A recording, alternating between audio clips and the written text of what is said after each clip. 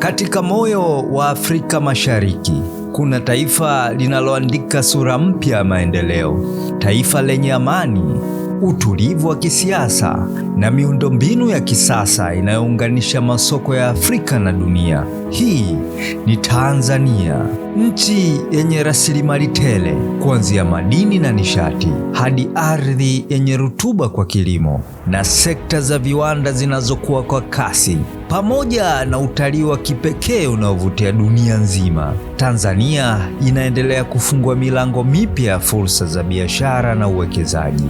Chini ya uongozi wa Rais shupavu Dr. Samia Suluhu Hassan, Tanzania imeimarisha mazingira ya uwekezaji na kuendelea kujenga uchumi imara unaoongozwa na maono ya muda mrefu ya Dira 2050.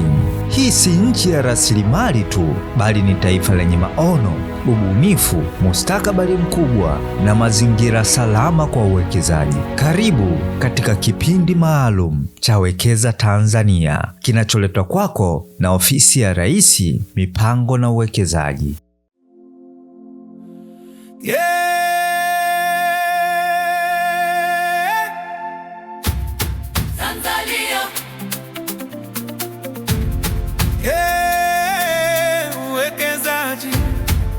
Karibu mpenzi mtazamaji, mimi ni Elijah Kitomari kutoka Ofisi ya Rais, Mipango na Uwekezaji. Hiki ni kipindi maalum cha Wekeza Tanzania. Leo tunakupeleka jijini Dar es Salaam kwenye mkutano wa kitaifa wa uhakiki wa rasimu ya mpango wa pili wa kuboresha mazingira ya biashara na uwekezaji, Mkumbi 2. Mgeni rasmi katika mkutano huu ni Dr. Hussein Ali Mwinyi, Rais wa Serikali ya Mapinduzi ya Zanzibar. Mkutano huu umehudhuriwa na viongozi mbalimbali wa serikali pamoja na wadau wa sekta ya umma na binafsi, ukiwa na lengo la kuendelea kuboresha mazingira ya biashara na uwekezaji nchini kuelekea Dira 2050. Kwa kwanza kabisa, tutamkaribisha Profesa Kitila Mkumbo, Waziri wa Nchi, Ofisi ya Rais, Mipango na Uwekezaji, ili kumkaribisha mgeni rasmi kufungua warsha hii. Uwekezaji. Wekeza Tanzania. Tarehe 17 Julai mwaka jana, Mheshimiwa Rais wa Jamhuri ya Muungano wa Tanzania, Mheshimiwa Dr. Samia Suluhu Hassan alizindua rasmi Dira ya Taifa ya Maendeleo 2050. Pamoja na mambo mengine, katika maelekezo yake alituelekeza mawaziri wote tuanze kuandaa mikakati ya kutekeleza Dira 2050. Kwa Mheshimiwa, katika kuitikia wito huo na maelekezo hayo, Ofisi ya Rais, Mipango na Uwekezaji tumeandaa mkakati mpya wa kuimarisha mazingira ya biashara na uwekezaji nchini, maarufu kama Mkumbi 2, na timu ya wataalamu wakiongozwa na Profesa Kamzora, ambao pamoja na mambo mengine waliwazungukia wadau mbalimbali kupata maoni, hususan wafanyabiashara na wawekezaji, ili hicho kitakachopatikana kiweze kureflect maoni yao. Baada ya kusema hayo, Mheshimiwa Rais, kwa heshima na taadhima, naomba nikukaribisha uweze kuongea na ujumbe huu. Tanzania. Uwekezaji. Ndugu washiriki na wageni waalikwa, kama mnavyofahamu, Serikali ya Jamhuri ya Muungano wa Tanzania imeandaa Dira ya 2050 inayolenga kuiwezesha Tanzania kufikia hadhi ya nchi yenye uchumi wa kipato cha juu ifikapo mwaka 2050. Dira hiyo inalenga kufikia uchumi wenye thamani ya dola za Kimarekani trilioni 1, pamoja na kuinua kipato cha mtu binafsi angalau kufikia dola 7,000, sawa na takriban shilingi milioni 18.2 kwa mwaka. Kwa muktadha huo, sekta binafsi imeainishwa kuwa kiungo muhimu na engine ya kufikisha malengo hayo ya maendeleo. Napenda kusisitiza kuwa mafanikio ya Mkumbi namba 2 yatategemea kwa kiasi kikubwa ushirikiano kati ya sekta ya umma na sekta binafsi. Hivyo ni wajibu wetu sote kuhakikisha kuwa sekta binafsi inawezeshwa kufanya kazi katika mazingira rafiki, yenye uwazi na yanayotabirika. Aidha, ni muhimu kuendelea kuimarisha miundombinu, huduma za kifedha na matumizi ya teknolojia za kisasa ili kuongeza ushindani wa biashara zetu kikanda na kimataifa. Vile vile tunapaswa kuweka mifumo madhubuti ya ufuatiliaji na tathmini ili kuhakikisha utekelezaji wa mpango huu unaleta matokeo yaliyokusudiwa. Ndugu washiriki, wageni waalikwa, mabibi na mabwana, kwa upande wa Serikali ya Mapinduzi ya Zanzibar, tunaendelea kuwa na dhamira ya dhati ya kushirikiana na wadau wote katika kujenga mazingira bora zaidi ya biashara na uwekezaji kwa manufaa ya wananchi wetu na taifa kwa ujumla. Ni jambo la kutia moyo kuona kuwa dhamira hiyo njema ya serikali inazidi kupata mafanikio kwa ushirikiano na wadau mbalimbali wakiwemo wawekezaji na wafanyabiashara. Napenda kuwahimiza washiriki wote kutumia kikamilifu warsha hii kwa kutoa maoni, uzoefu na mapendekezo yatakayosaidia kuboresha mpango huu. Baada ya kusema haya, sasa natumia fursa hii kutamka kuwa warsha ya uhakiki wa rasimu ya mpango wa pili wa kuboresha mazingira ya biashara na uwekezaji imefunguliwa rasmi. Asanteni sana kwa kunisikiliza. Ilikuwa ni sehemu ya ufunguzi rasmi wa mkutano wa Mkumbi 2 ukiongozwa na Mheshimiwa Rais wa Zanzibar Dr. Hussein Mwinyi. Baada ya muda mfupi tutaingia kwenye wimbo maalum wa uwekezaji unaoonyesha dira ya taifa katika kujenga uchumi wa kisasa. Karibu.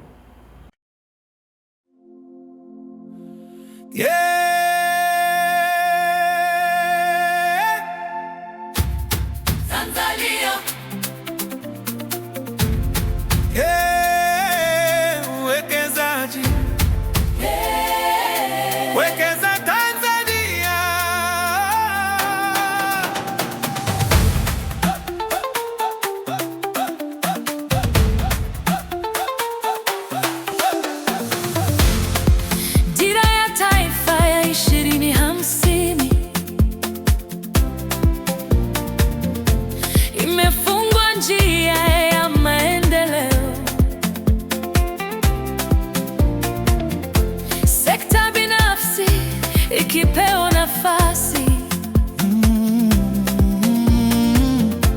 kujenga uchumi wa taifa letu kupitia uwekezaji na biashara, tunajenga kesho iliyo imara. Nguvu ya Watanzania kwa pamoja kuleta mabadiliko ya kweli. Uwekezaji Tanzania, tunasonga mbele kwa pamoja. Sekta ya umma, sekta binafsi, kwa maendeleo ya taifa. Uwekezaji Tanzania, tunajenga nyumba moja kwa ustawi wa kila mmoja na kwa nchi yetu Tanzania.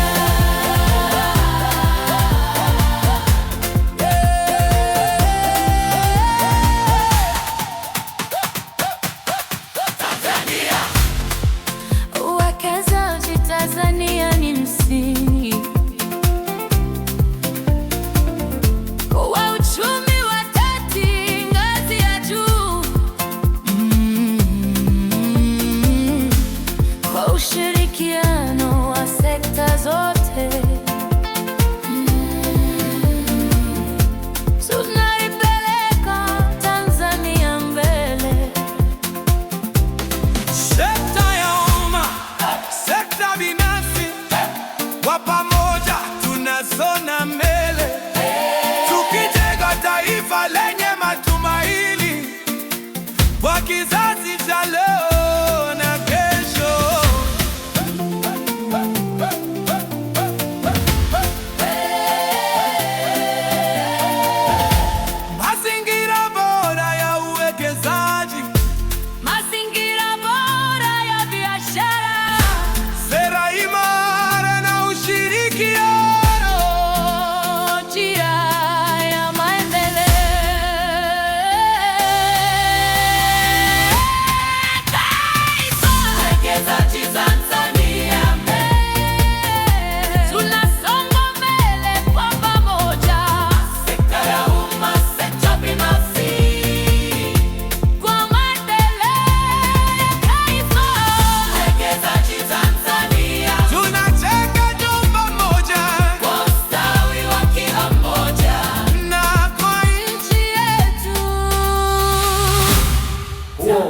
wimbo maalum wa uwekezaji ukiakisi maono ya Tanzania katika kujenga uchumi wa kisasa unaoongozwa na uwekezaji. Baada ya muda mfupi tutakuonyesha majadiliano ya Mheshimiwa Profesa Kitila Mkumbo na wadau wa sekta ya umma na binafsi. Uwekezaji. Wekeza Tanzania. Na sasa Mheshimiwa Profesa Kitila Mkumbo anaungana na wadau wa sekta ya umma na binafsi katika majadiliano kuhusu maboresho ya mazingira ya biashara na uwekezaji nchini. Mambo ni manne. Obviously, kwa dakika chache yale maoni ya jumla, lakini jikite kwenye changamoto ambazo zimeibuliwa. Wameweza kukapta changamoto zote hizo, hasa private sector mnazijua, lakini pia wenzetu wa public sector inawezekana kuna changamoto nyewe mnakumbana nazo ambazo mnazipata kutoka kwa wenzetu wa private sector, na nyie ni vizuri mkaziibua. Ndio wametupa zote hizi. Kwa hiyo ni mchakato. Hatimaye baada ya hapa tukimalizana na nyie leo, ndio mwisho hapa, tunaingia kwenye hatua ya pili, inaitwa mchakato wa kufanya maamuzi ndani ya serikali.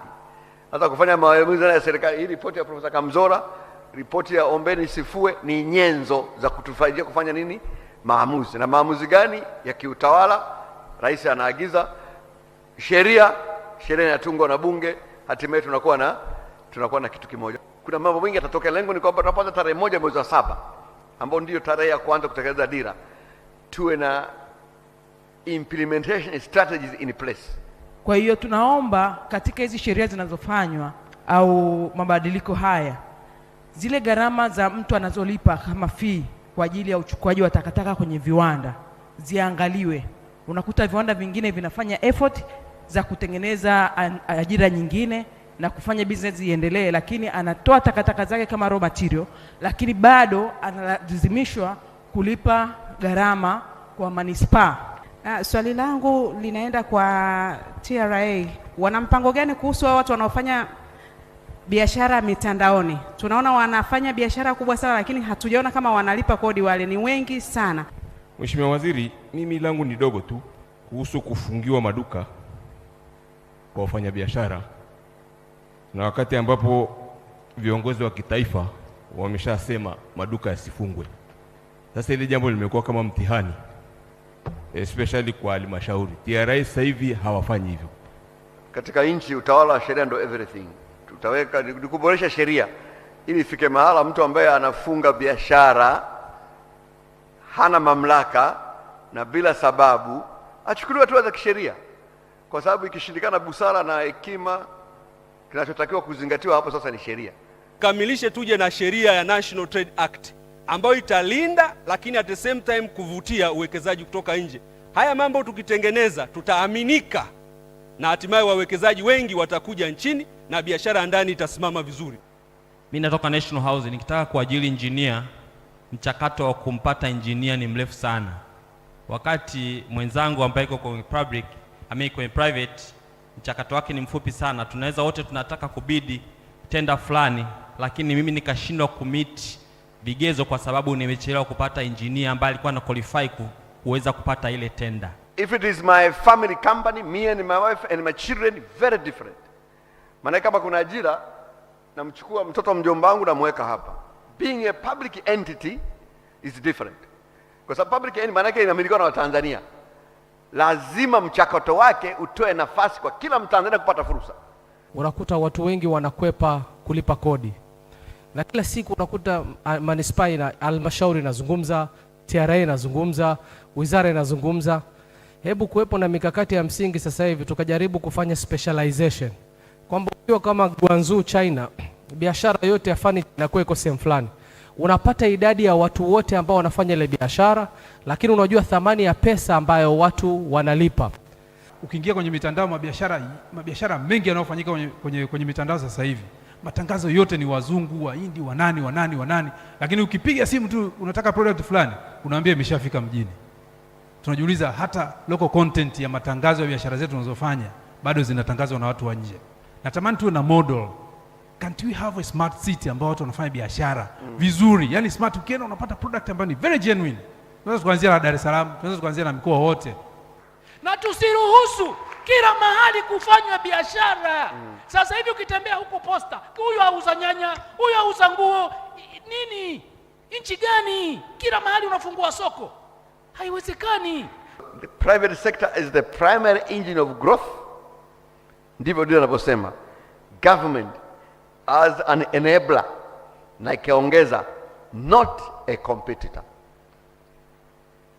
Kwa hiyo wote tukiwa kwenye tunaelewana vizuri hapo, manake dira imebainisha vizuri, inamuona sekta binafsi ni nani na serikali ni nani.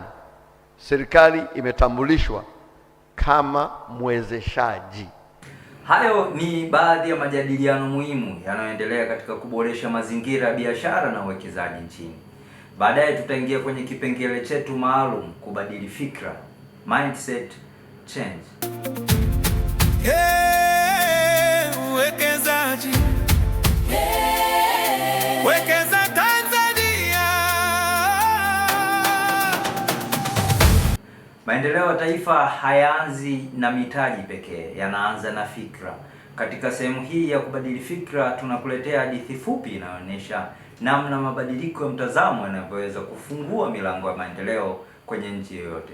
Na tukirejea utamsikia Mheshimiwa Waziri akielezea umuhimu wa kubadili fikra katika kukuza uwekezaji nchini. Hapo zamani za kale kulikuwa na nchi moja iliyojifungia kama konokono kwenye gamba lake. Iliamini haihitaji mtu kutoka nje. Walizalisha vyao, wakauziana wao kwa wao na kujivunia kujitegemea. Lakini miaka ilivyopita, barabara zikabaki vumbi, shule zikawa chache, mawasiliano yakawa ndoto na vijana wengi wakakosa tumaini. Umaskini ukawa kama kivuli kisichoondoka. Siku moja, kijana jasiri alithubutu kuvuka mipaka ya nchi hiyo. Alipofika vijiji vya mbali, alishangaa kuona viwanda vikitoa ajira, shule nzuri zikitoa elimu bora na barabara zenye magari zikisafirisha bidhaa kwenda na kurudi. Alipouliza siri ya maendeleo haya, akaambiwa, tulifungua milango, tukaweka mazingira mazuri ya uwekezaji. Watu kutoka mbali wakaja, wakajenga, wakawekeza, nasi tukakuwa pamoja nao. Maneno hayo yakagusa moyo wake. Alirudi nyumbani na moto wa mabadiliko moyoni. Aliwasimulia wazee na wananchi wote alichokiona, kwamba kujifungia si ulinzi bali ni kifungo, kwamba kufungua milango si kupoteza utambulisho bali ni kujenga mustakabali. Baada ya majadiliano marefu, waliamua kubadilika. Wakaandaa mpango kabambe wa kuboresha mazingira ya uwekezaji. Milango ikafunguliwa, washirika wakaanza kuja, shule na viwanda vikajengwa, ajira zikazaliwa na matumaini yakarudi upya. Na leo simulizi hiyo inabeba ujumbe mmoja muhimu: maendeleo huja pale tunapothubutu kufungua milango ya fursa. Ndivyo pia ofisi ya Rais Uwekezaji inavyotekeleza adhima ya serikali, kuweka mazingira bora ya uwekezaji, kuvutia mitaji na kujenga taifa lenye ustawi kwa vizazi vya leo na kesho. Always kwenye mabadiliko kuna kuwa na a lot of doubt. Mimi nataka nikupe my personal examples, two examples. Wengine watakuwa hapa. Zamani hapa Dar es Salaam kulikuwa na mtu anaitwa Dawasa na Dawasco. Mwae kusikia? Nilipoteuliwa kwa katibu mkuu mwaka 2017, nikakuta hayo madudu mawili. Katika miezi yangu mitatu ya kuwa katibu mkuu ilinipa headache kubwa sana. I could not understand what is going on. Nauliza wataalamu, kila mtu anahalalisha. Akasema yani hii Dawasa ni muhimu, hujawahi kuelewa. Yani bila Dawasco maji Dar es Salaam ni tatizo.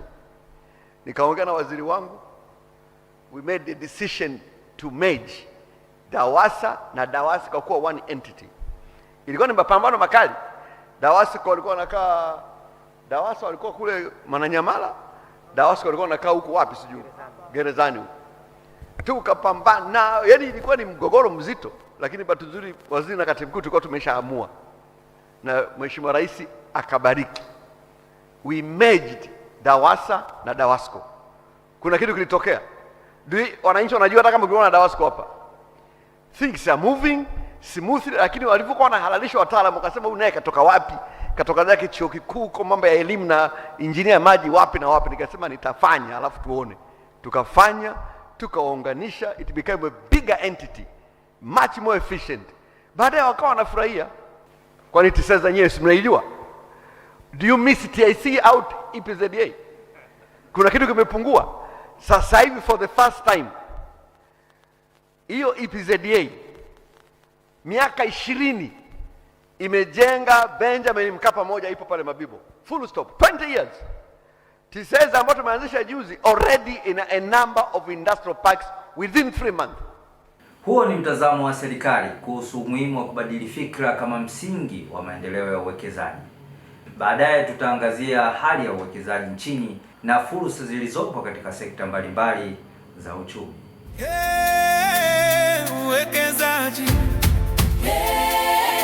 Wekeza Tanzania.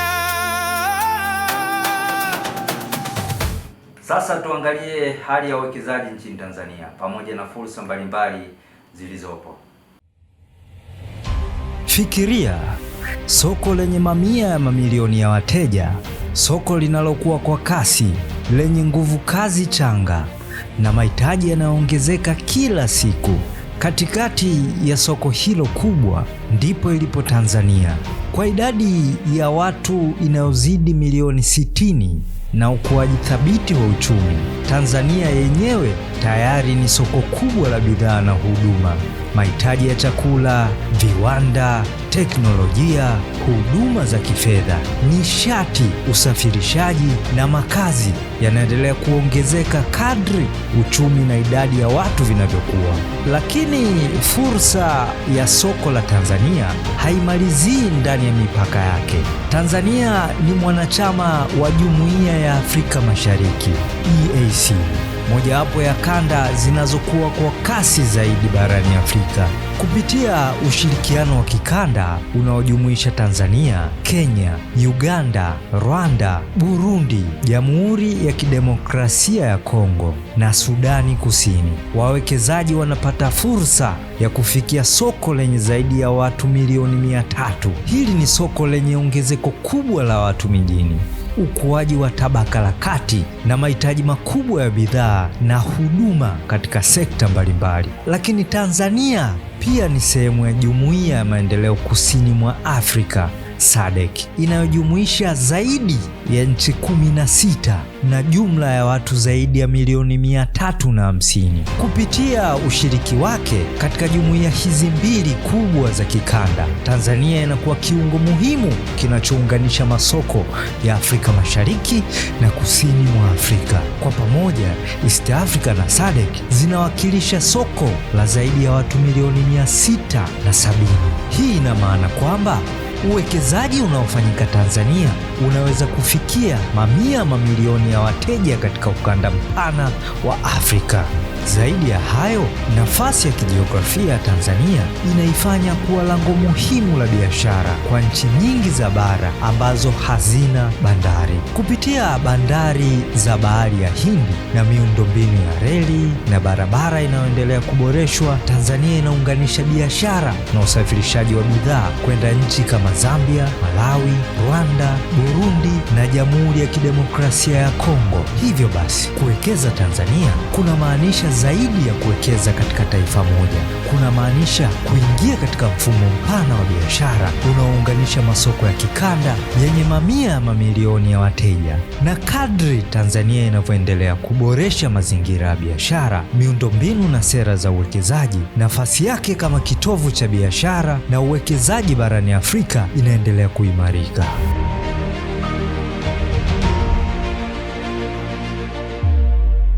Hivi karibuni Mheshimiwa Profesa Kitila Mkumbo alifanya ziara ya kikazi nchini China, akikutana na wawekezaji na kufanya vikao mbalimbali vya uwekezaji. Ziara hiyo inalenga kuvutia wawekezaji zaidi na kuimarisha ushirikiano wa kiuchumi. Nimefurahi kufika kwenye kampuni hii ya Weihai. Huwa ni supply chain management, ambayo ndio kampuni iliyojenga mradi wetu wa East African Commercial and Logistics Center pale Ubungo, Dar es Salaam. Kikubwa sana ambacho nimefurahi ni kwamba kampuni hii imespecialize kuuza bidhaa za Tanzania. Unaona hapa tuna kahawa, tuna vinyago vyetu, tunazo wine na product mbalimbali. Wanauza tu bidhaa za Tanzania, na ni kampuni pekee ambayo kwa sasa hapa China imespecialize kuuza bidhaa za Tanzania. Kwa kweli Wachina ambao nimeongea nao wanazifurahia sana bidhaa zetu. Kwa hiyo hii ni fursa kubwa kwa Watanzania.